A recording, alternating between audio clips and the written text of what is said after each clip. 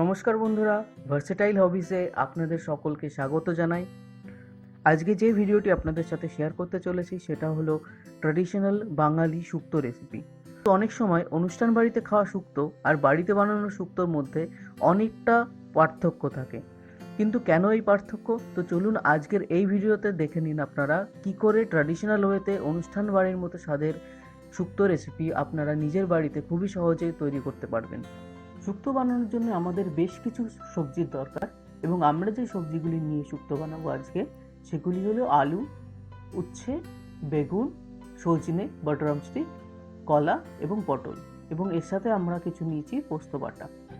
এই সমস্ত ভেজিটেবলসগুলোই আমরা স্লাইস করে লম্বা লম্বা করে কেটে রেখেছি।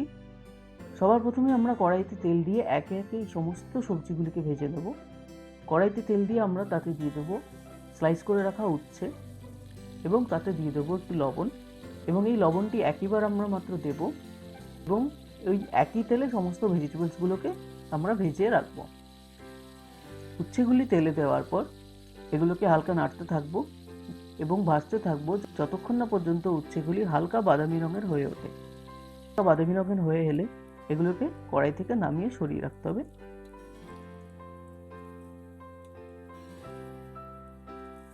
এবং আমরা ওই একই তেলে দিচ্ছি পটল, এবং পটলগুলিকেও একইভাবে ভাজতে থাকবো, এবং পটলগুলি যখন বাদামি কালারের হয়ে আসবে এগুলিকে তেল থেকে সরিয়ে নামিয়ে রাখতে হবে।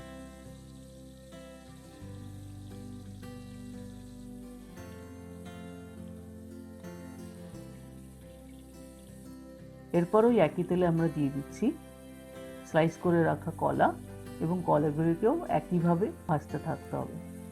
কলাগুলি যখন বাদামি রঙের হয়ে উঠবে এগুলিকে নামিয়ে সরিয়ে রাখতে হবে।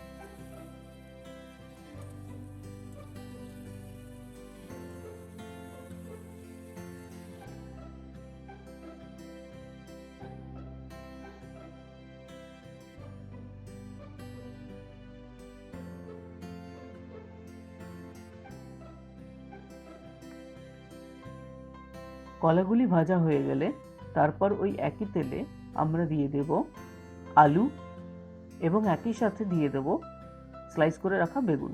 তো আলু আর বেগুনগুলোকে ভাজতে থাকতে হবে যতক্ষণ না পর্যন্ত এগুলো হালকা বাদামি কালারের হয়ে ওঠে। আলু এবং বেগুনগুলি ভাজা হয়ে গেলে এগুলিকে নামিয়ে রাখতে হবে।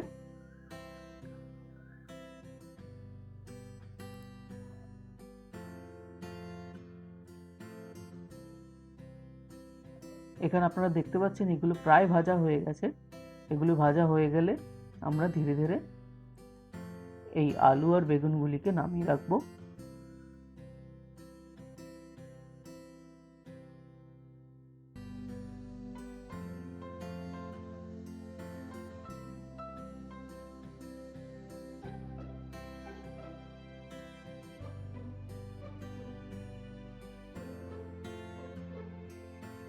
এরপর কড়াইতে সামান্য সর্ষের তেল আরও দেব, এবং তাতে দিয়ে দেব শুকনো লঙ্কা এবং কালো সর্ষে।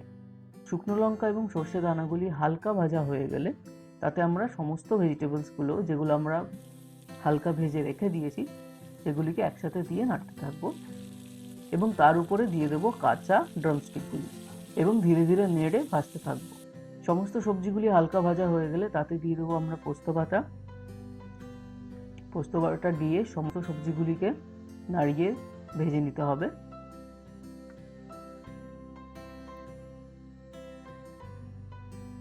যখন সবজিগুলি মাখা মাখা টাইপের হয়ে যাবে তখন তাতে আমরা দিয়ে দেব সামান্য জল এবং ফোটাতে থাকবো, এবং তারপর 5 থেকে 6 মিনিটের জন্য হালকা আঁচে ঢেকে এগুলিকে রান্না করতে দেবো।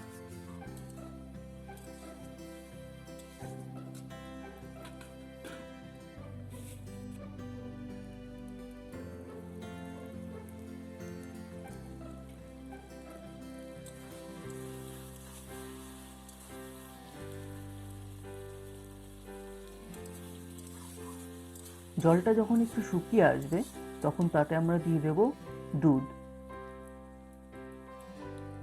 শুক্তোতে দুধ দিলে যে জিনিসটা হয়, দুধ এখানে একটা ক্রিমিনেস তৈরি করবে এবং সফটনেস তৈরি করবে, যেটা মুখে দিলে প্রত্যেকটা সবজি একটা হালকা স্মুথ এবং সুইটনেস দেবে, এবং এই জন্যেই অনুষ্ঠান বাড়িতে শুক্তোগুলি এত ভালো লাগে।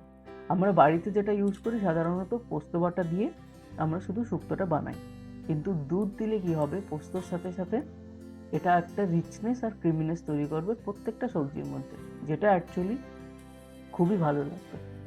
এবার সমস্ত সবজিটাকে আমরা ঢেকে দেবো এবং ঢেকে 6 থেকে 7 মিনিটের জন্য হাই ফ্লেমে রান্না করতে থাকবো।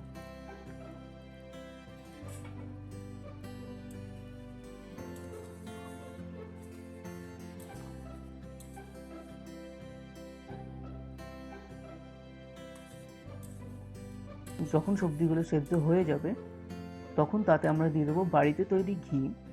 বন্ধুরা, বাড়িতে কি করে আপনারা ইজিলি ঘি তৈরি করতে পারবেন তার জন্যে ডেসক্রিপশন বক্সে দেওয়া আমাদের লিঙ্কে ক্লিক করুন এবং দেখে নিন কি করে ইজিলি আপনারা বাড়িতে ঘি বানিয়ে ফেলতে পারবেন। তো বন্ধুরা, শুক্তো আমাদের রেডি এবং ইটস রেডি টু সার্ভ।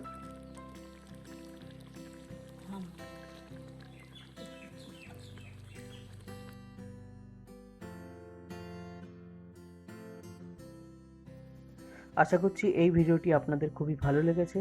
আর যদি ভালো লেগে থাকে প্লিজ লাইক করুন, কমেন্ট করুন, শেয়ার করুন এবং সাবস্ক্রাইব করুন আমাদের চ্যানেল ভার্সেটাইল হবিসকে, এবং কমেন্ট করে আমাদের জানান আপনাদের এই রেসিপিটি কেমন লাগলো। Please enjoy and there's lot more to come.